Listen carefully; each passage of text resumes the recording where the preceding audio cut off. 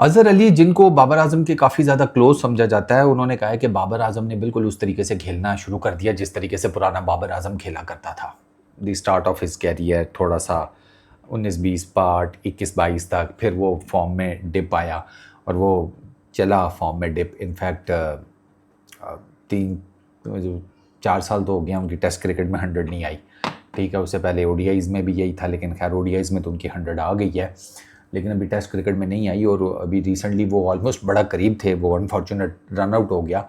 तो अगर आप ओवरऑल देखें तो हाँ, बाबर आज़म की बैटिंग फॉर्म वापस आई है। मैं एक इंतहाई स्टूपिड किस्म के आदमी का देख रहा था, उसने ट्वीट किया हुआ था इन टर्म्स ऑफ बाबर आज़म की जो बैटिंग पोजीशन है या बैटिंग टेक्निक है उसको लेकर। तो मैं उसको सिर्फ ये कहना चाहता हूँ कि यार आपका जो फेवरेट है ना, जिसको आपने भगवान का दर्जा दिया हुआ है, वो भी कितना बड़ा मैच विनर है मुझे पता है।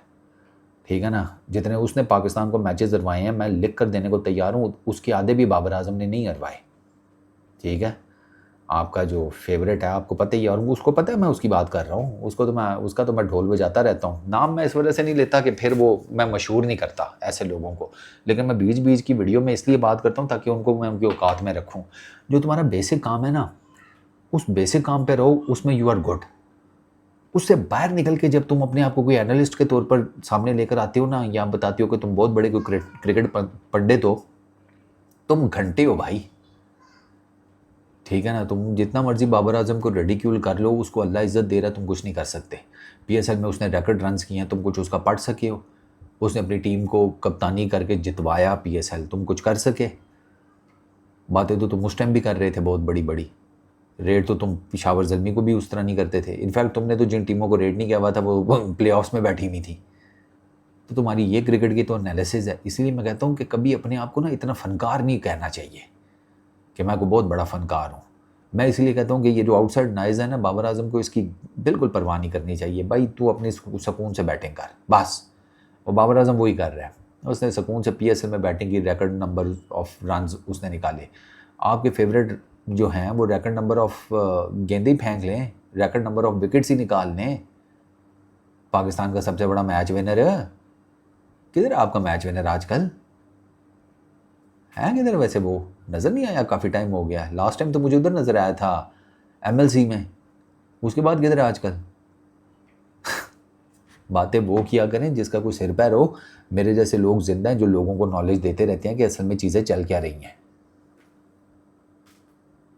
समझ रही है ना? अगर हम बाबर आजम को फेवर करते हैं वो इसी वजह से करते हैं कि आप लोगों ने बाबर आजम का ठीक ठाक किस्म का ढोल बजाया है। आप लोगों ने उसको, ये टेक्निकली आप लोगों का मेंटल हैरेसमेंट का केस बनता है।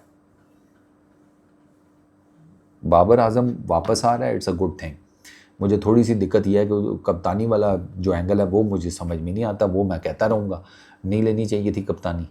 ये अलग बात है कि बाबर आजम कप्तान बना तो आप पाकिस्तान से बैठ टेस्ट मैच जीत गया, वरना आप 8 टेस्ट मैच इकट्ठे हार के बैठे हुए थे, जिसमें से ऑब्वियसली एक बाबर आजम के अंडर भी आप हारे हैं, लेकिन आठवां आ रहे हैं तो 9वां आप जीत गए हैं। अब आप इंग्लैंड जा रहे हैं, इंग्लैंड में डेफिनेटली बाबर आजम का ठीक ठाक किस्म का इम्तिहान होगा, क्योंकि वहाँ पे गेंद फिरती बहुत है, हवा में भी फिरेगी, ऑफ द पिच भी फिरेगी। वहाँ पर बाबर आजम की जो बैटिंग टेक्निक है उसका बड़ा रुथलेस किस्म का इम्तिहान होने वाला है। तो मैं यहाँ पर ये नहीं कहूँगा कि बाबर आजम कुछ नहीं कर पाएगा, इसकी बैटिंग टेक्निक में फॉल्ट है या इंग्लैंड के अगेंस्ट खेल रहा है, ये बड़ी टीमों के अगेंस्ट नहीं कर पाता, फलाना टिमकाना। मैं उसको यही कहूँगा जो as a genuine Pakistan cricket fan कहना चाहता है कि यार I wish you best of luck. मैं चाहता हूँ कि आप इंग्लैंड में एज ए बैट्समैन परफॉर्म करें, मैं चाहता हूँ कि इंग्लैंड में आप एज ए कैप्टन अच्छा परफॉर्म करें, मैं चाहता हूँ कि इंग्लैंड में आप पाकिस्तान जो टीम है वो अच्छा परफॉर्म करे। मुझे basically at the end of the day मतलब ये है कि पाकिस्तान टीम जीती है या हारी है, वो मेरे लिए मैटर करता है। बाबर आजम 100 कर लेता है, पाकिस्तान टीम हार जाती है, क्या बाबर आजम के 100 की खुशी है, लेकिन पाकिस्तान टीम के हारने का दुख भी बहुत बड़ा है।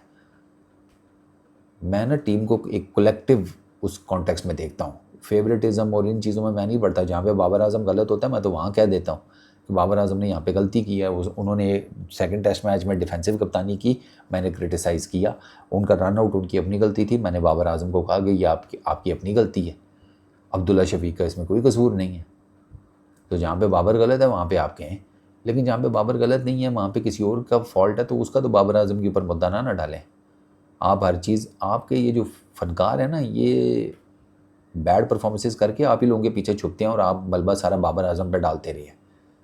ये मैंने अपनी आंखों से होते हुए देखा है, तो मैं तो अपने प्लेटफॉर्म पर ये नहीं होने दूंगा। अब अज़हर अली जो मर्ज़ी कहता फिरे, बाकी मिसबा कहे, कोई कुछ कहे, मुझे परवाह नहीं है। मुझे सिर्फ यह है कि बाबर आजम जो बैटिंग कर रहा है बस वो उसको कंटिन्यू रखे।